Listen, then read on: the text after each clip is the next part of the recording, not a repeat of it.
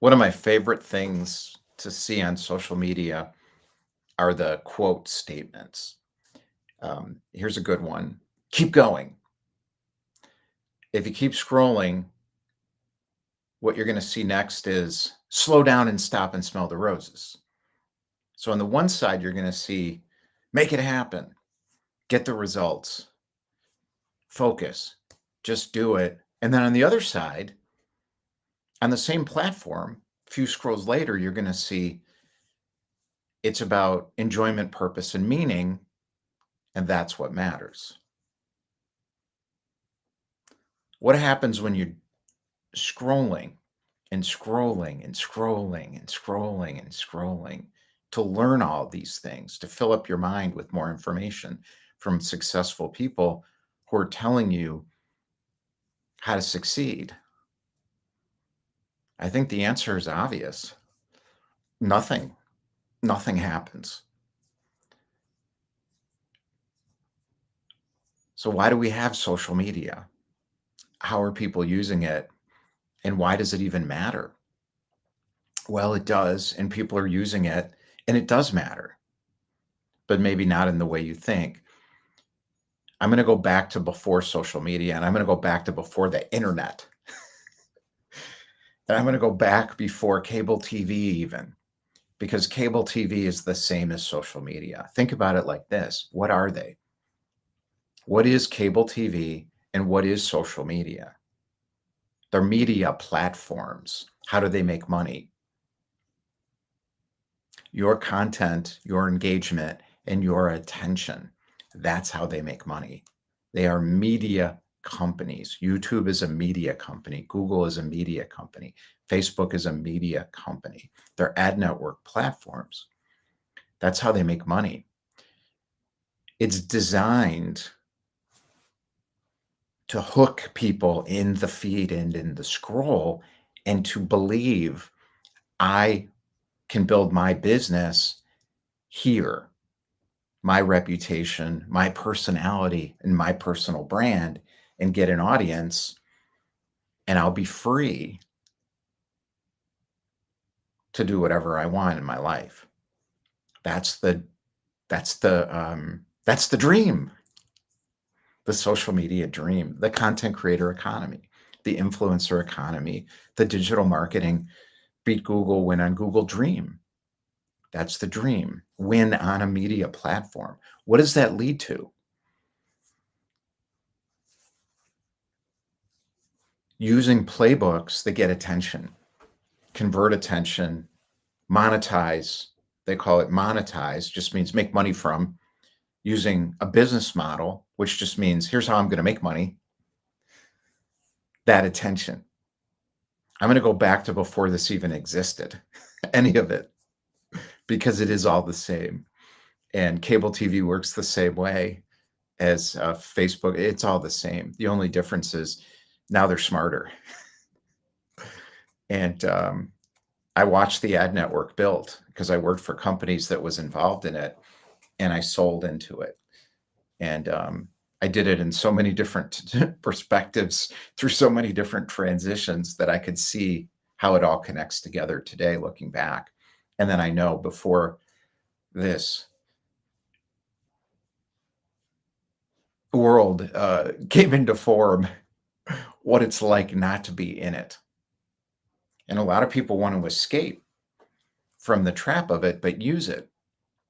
And that's really important, because when your success on social media turns into a trap, or your desire to succeed on social media, to be an influencer, a successful digital marketer, lead generator, prospector, social seller, build audience plus income, build a one-person business that you can monetize your intellectual property, go on and on and on. It doesn't matter what model you take. It's all the same, basically. You're just doing it a different way. What if that turns into a trap because you're very attached to the outcome and it's not fun anymore? What if you build to the edge and then you outgrow the map? That's happening a lot. So let's talk about the old days, the 90s.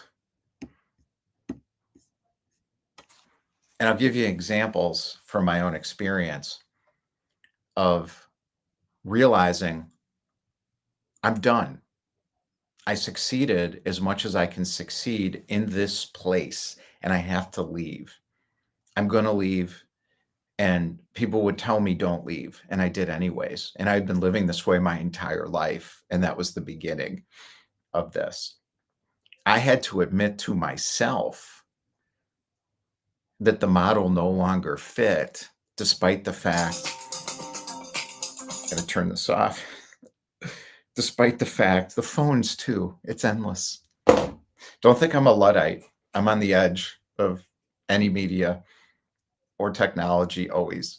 I'm not a Luddite, but I'm not attached to it.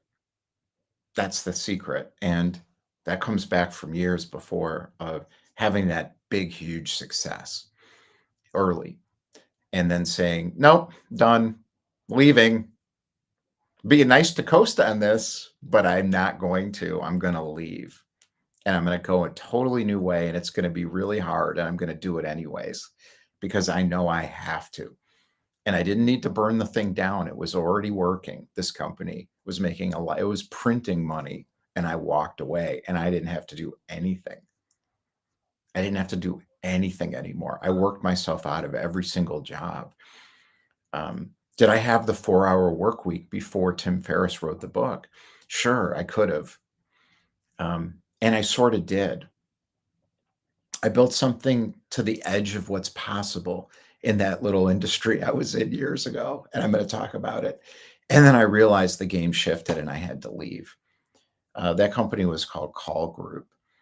And it started as the Calls Incorporated, which is what it was. And then it became Kaul Group and it took off. It took a couple years and then it really took off. And I worked myself out of every single role in the company. And I did every single role in the company to the nth degree until I realized I get it enough where I can bring somebody in now. I did not start the company.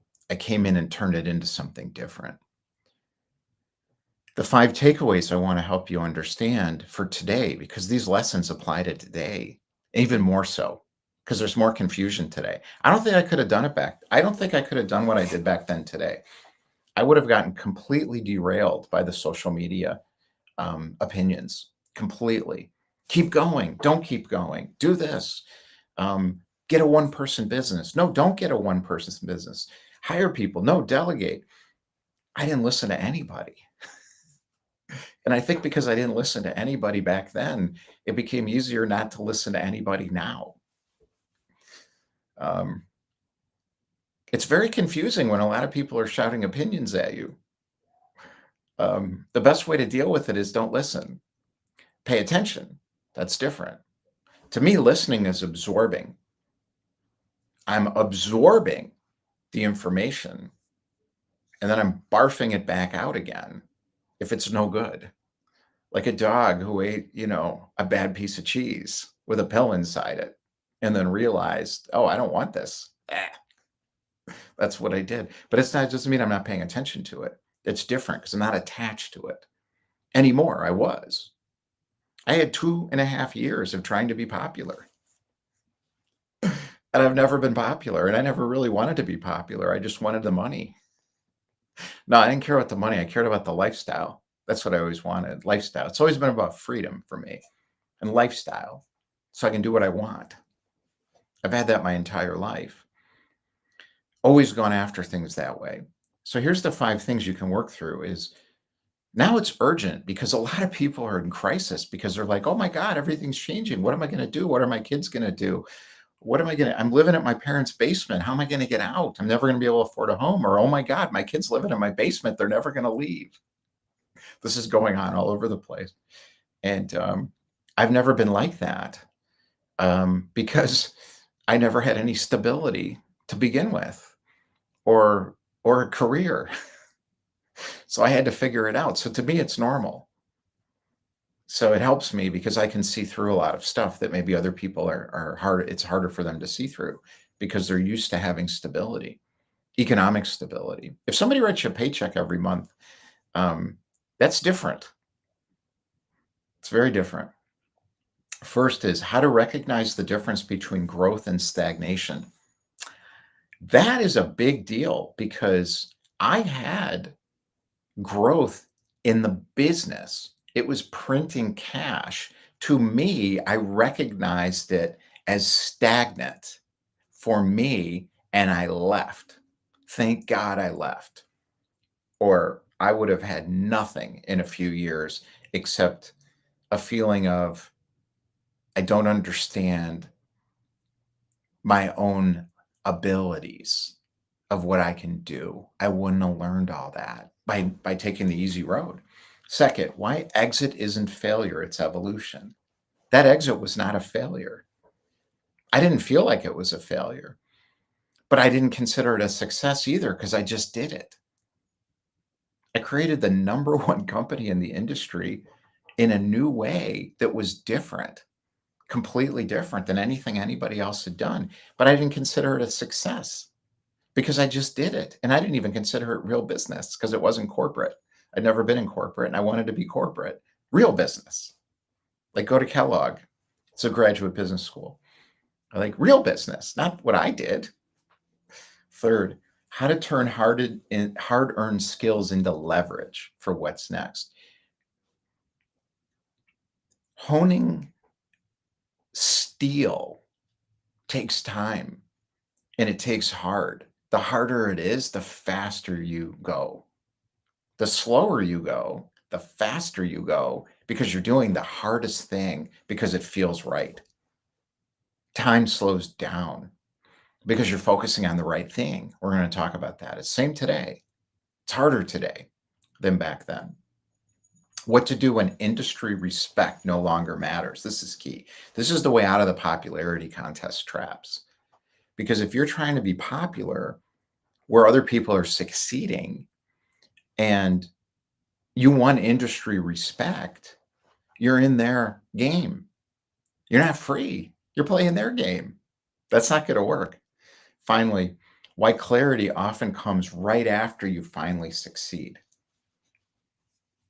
Clarity came after I succeeded and sat there at my desk with the whole team working, all excited. I don't remember if we just come back from the Reebok National Convention, but we were number one in the country in sales. And I think we had 15 other product lines, and we were at the top of the industry. That phone was ringing off the hook. People wanted us to represent their brand, their products. And I had a team of people, and the company was printing cash.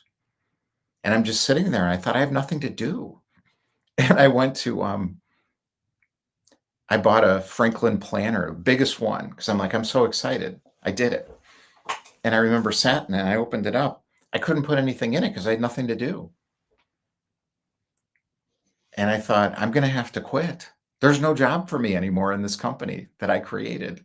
It existed already. It was a little family business, and I turned it into something new using technology, thinking, and hustle, as well as recognizing I got to build the infrastructure as I go and then create a sales team so I can go on vacation more, which is what I wanted.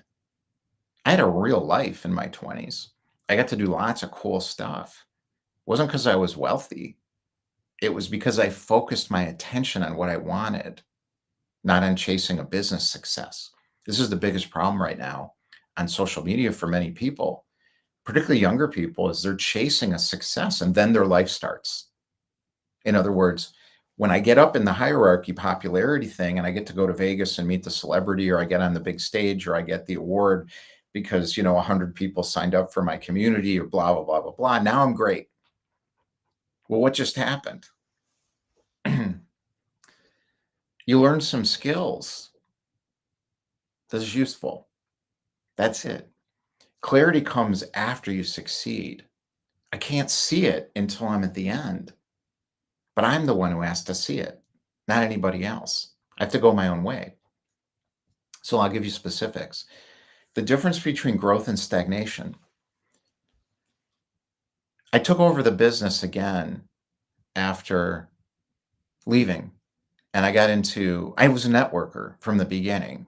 years ago. I started networking immediately. The minute I realized I can go talk to people and they introduce you to other people and you can make money doing that or get what you want. I'm going to do more of this. And I met this guy in Chicago. I just joined things, and we were in this seminar about suicide hotlines, and they were teaching business skills. It really was. It was advanced communication techniques for people who wanted to kill themselves. And this guy Jeff was in the room, and he was a consultant, and he was out looking for clients. I think that's why he was doing it.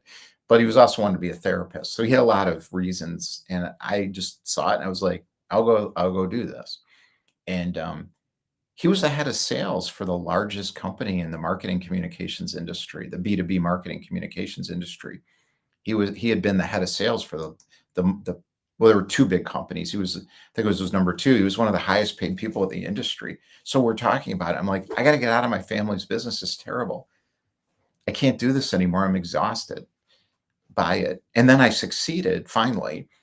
And then I'm like, I'm done. And I started interviewing in places. I'm networking around, and I reached out to him, and he said, I can help you do this. Plus, he got a cut, so he could get recruiting fees too. So he was motivated. So he introduced me to everybody in the industry, and he said, this guy knows how to sell. And they're okay. We'll talk to him. And he told me where to go and how to think about it and what to do, and he trained me in it. And I did succeed in that industry. I was in it for 5.5, 6 years, and I built $1 million books of business from scratch, from cold calls. It was brutal, but I succeeded twice in two different companies. And the final one sold to a private equity roll up. And I'm like, I quit immediately. I was the first one to quit. First meeting with the new owner, the founder, and he told me his big vision. And I'm thinking to myself, where do I fit in this? And the answer was sell more stuff for me. I started talking about my vision. He didn't care. He just saw me as a sales widget, and I quit. I didn't work all summer. I raced sailboats, and I took over the family business again. And I planned that after I quit. I think I planned it after I quit. I don't remember. But I'm like, I'm not working for this guy. It's not going to happen. I owned my condo at that time. I could live off 4 grand a month. I had a ton of money in the bank. I'm like, I'm going to go race sailboats. I'm not going to work for this person. Everyone else quit because the company fell apart. The entire roll up fell apart. It was a joke. There was no vision. There was, how do we get as much money as possible selling these companies, rolling them up into some imaginary vision, and then it's all going to fall apart because all the clients are going to leave. And that's exactly what happened. And all the talent walked out the door. I was just the first one.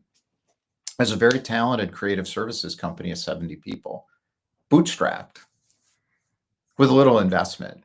Founders cashed out, the three partners. I worked for one of the partners, and they stuck around for a while, and the new owner ruined the company. Familiar story, huh? I walked first, and I remember we were out at a jazz club late, and our creative director, I was pretty good friends with, said, this is the last time we're all going to be together. He saw it too. And everyone started companies and quit and succeeded.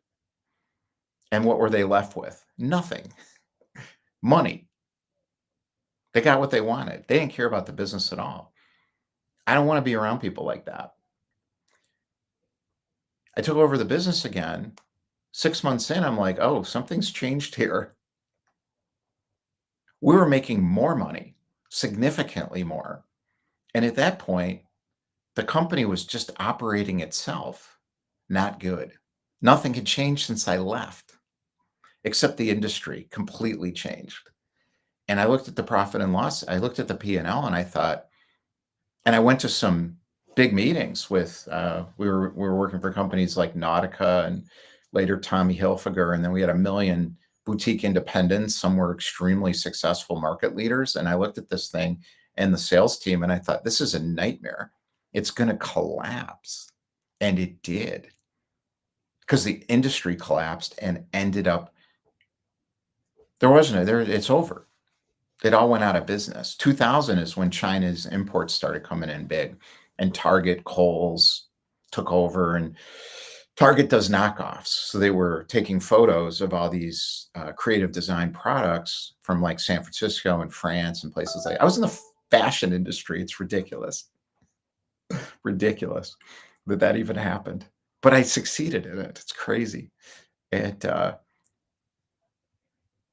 They stole them, the ideas, and they brought them to China. It's how it works. And then they could do it cheaper. And then Nordstrom's had a central region buying office, and then they didn't need us as much. It was different. I'd created a brand where people would sit down and they'd say, "What do you got?" Curated. It worked. Now they sit down, I say, "I got an hour." I'm like, "An hour? I need 5 hours."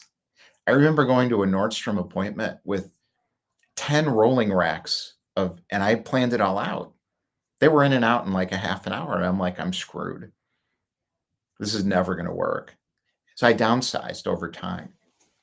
And then I left with tons of money because I saw it again. Succeeded. It's done. What was next? I got into insurance and then almost bought a franchise. And then I got into marketing technology after that when I realized how insurance works after succeeding in it and then getting fired from a big brokerage. Um, Only company that I didn't succeed in my entire life was Gallagher. I didn't have enough time. I would have succeeded, but they bought the business and fired me because they realized they made a mistake, which they had. I don't fit into frat boy culture at all. Sorry, Gallagher. It's true. Good people, though. They are. It's not the point. Didn't fit for me. Exit isn't a failure. It's an evolution. That's the point of that. How to turn hardened skills into leverage for what's next. I didn't see the connection. And I remember when I left the family business, my friend Jeff, who got me into the new business, said, "You know a lot about distribution." I'm like, "What does that mean?" Retail channels, wholesale channels, broker networks, how companies finance accounts receivable, the relationship between headquarters and field offices. I was in that for years. I understood markets. I understood high end, medium end, low end. I understood mass market versus department stores versus specialty stores. I knew it cold from experience. It was in my DNA. I could see it and still can immediately. There's no difference between that stuff and what's going on in business today online. It's exactly the same. I see it immediately. I didn't know that was a skill that people teach in business schools. I had no idea. I thought they were doing some special thing until I took a business school course. I left out all the math. It was at Booth, University of Chicago, Graduate School of Business. And the professor's like, "What are you doing?" It was about chickens pecking each other to death. And I had to calculate that. I'm like, I don't know how to do that. So I left it out. Graduate student at large, they can't fail you, and you're only allowed to take 2 classes. I already did all that stuff. I didn't need to do the math. I already understood how business worked. I just didn't have professional corporate skills, which is different and necessary if you're going to work in corporations. I sold to corporations. I didn't need those skills. I could see immediately what was going on between the different departments because I'd done that stuff for a long time. How to turn hard-earned skills into leverage for what's next is understand what you have. This is a big part of what we do. My entire More Money Now process is about figuring out who you are and what you know how to do, and then do it in the market and work through the process. And then my partner, Brian, it's all about doing it without fear, dealing with your fear, releasing it. And we have a whole team of people who do everything else. So it's all coordinated. So you don't have to figure all this stuff out. And then a content machine where you can put your content out online so you don't have to become a content marketer. And a marketplace that's coming where you can put your stuff up. You don't have to figure out how to do websites. And then a networking connection system so you don't have to network and connect because it'll all happen with your people. You'll support each other and then you don't have to go to networking events unless you like them. I've gone to thousands of them. It's fun, but often you don't make any money doing it. So, or you make a lot of money doing it. It depends. Does it coordinate? So that's a big part of what we're doing. This is the key, I think, to this for today's market is what to do when industry respect no longer matters. I got popular on LinkedIn for about 6 months, and I created a LinkedIn group. Not a group in LinkedIn system, I'm talking about a school, this was earlier before school, circle community, LinkedIn posting group using LinkedIn messaging, their chat system. I had 200 something people in it, and, I got popular. So all of a sudden, my posts are taking off, and there's all this activity, and the whole idea I learned in 2020 in the summer is those people don't buy anything. It's the people watching, and they think you're popular, so you get credibility. That's an interesting model because what happens in that model? And does it still work today? Now, you can sell a course, you can sell a program, you can sell a coaching cohort. You can start doing that, but only if you can keep that machine humming. How do you do that? Media buying, marketing, savvy. You need a team or you're great at it yourself. Today, copywriters it's over for the copywriters because everyone can copyright. It's easy with ChatGPT, and you just read a book, copywriting, and plug it in, copywriting, done. Same thing with influence is a little different. If you're just going to be popular, you're going to be popular. If you know marketing persuasion and you're already popular naturally, you're going to make a ton of money if you can cut through. How long is it going to take to do that? How much can you spend on media? People are like, oh, organic media. No, organic media is expensive. It's very expensive. Plus, a lot of people now on these social platforms are not really reading your stuff. They're trying to get seen in your feed because you're popular. What does that do for somebody? Persuades people to buy from them. Then you got to do it again. There's a lot of exit out the back door. I don't like the business model. Um, Not enough people get a real result, and there's too much on the front end. I heard about a guy, he's very famous. He's very famous. $1,000,000 media and marketing all in to make 7,000,000 on a big launch, including retreats. How do you do that? Well, you start with $1,000,000 and you start popular. You're not going to bootstrap that so easily. And I finally realized that after a couple of years, I'm like, I got clarity. So in 2023, I failed into success when I closed Solopreneur Inc. I'm like, I succeeded. I understand how this works now. I went to the end. I'm going to start over now. But I wasn't starting over. I was carrying forward what I already knew from all that experience of a couple of years. And could I have made more money doing other things? Yeah. I could have stayed with my business. I would have been seven-figure business. I would have made plenty of money. It had gone down and back up, but I would have made money. And if I'd invested my time in it, it would have happened quick again. And I took passive income from it. But I built to the edge and I outgrew the map online. And I thought, I know how this online game is played. I've been in I think all of the top LinkedIn influencer communities, digital communities, the writing communities. I've been in almost all of them. The networking communities, the social selling stuff. I had my own. I had hundreds of guest speakers, and after a while, they're all saying the same thing. And to me, not to you because it's new to you, or maybe you haven't been around it enough. And I built to the edge and then outgrew the map. How does this help you? Create your own map. That's what's next. That's what's next. It's already happened. There is too much change in the world right now. And with AI, anybody can go into AI and say the same thing. And the people who are going to get really good at it are the ones with the teams. So they're spending 20, 30 grand, 40 grand a month, or they've hired an agency to do it for them. And, or they've had a big accomplishment. Sally Ride did this. She hired Evan Carmichael's company. I saw it. And because I'm watching these things, and she probably filled her retreat. Let's go mountain climbing together. Let's go mountain climbing with an astronaut. Is that hard to sell? That's how you can cut through on YouTube. You're not going to do it on your own. It won't happen. So you got to play a different game. How do you play it? Success will turn into a trap if that's the success you're chasing, particularly if you're getting some. So if you've got that engaged audience and you got a lot of comments and you're popular now, what is happening? Look carefully. Did you build to the edge and then outgrew the map because that game isn't working? Watch what's going on LinkedIn right now. They're moving to Substack. Why? Course prices went down and LinkedIn went corporate.